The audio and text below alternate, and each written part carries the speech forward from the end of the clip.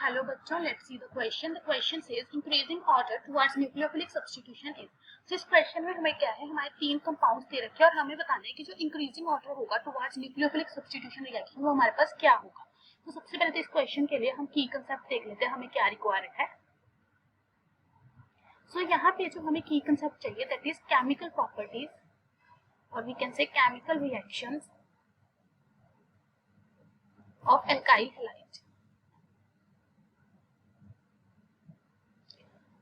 सो हमारे पास क्या है कि जो हमें कंपाउंड्स गिवन है, अगर हम इनमें न्यूक्लियोफिलिक सब्स्टिट्यूशन रिएक्शन की बात करते हैं तो सबसे पहले लेट अस से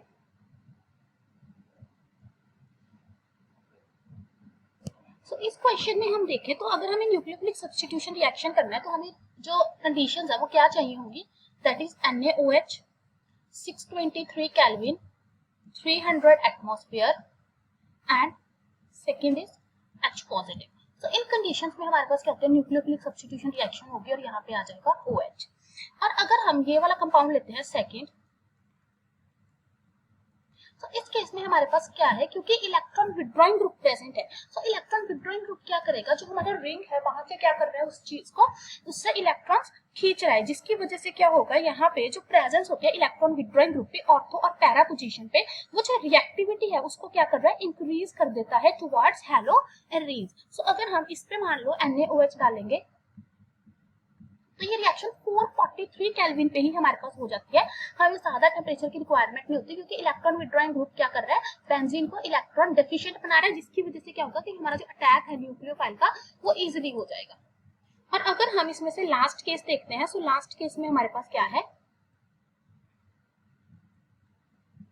क्लोरीन NO2 NO2 NO2। सो इस केस में अगर हम रिएक्शन देखेंगे तो सिंपली वार्म करने पे और वाटर ऐड करने पे ही हमारे पास जो रिएक्शन है वो हो जाएगी और जो प्रोडक्ट मिलेगा वो क्या होगा,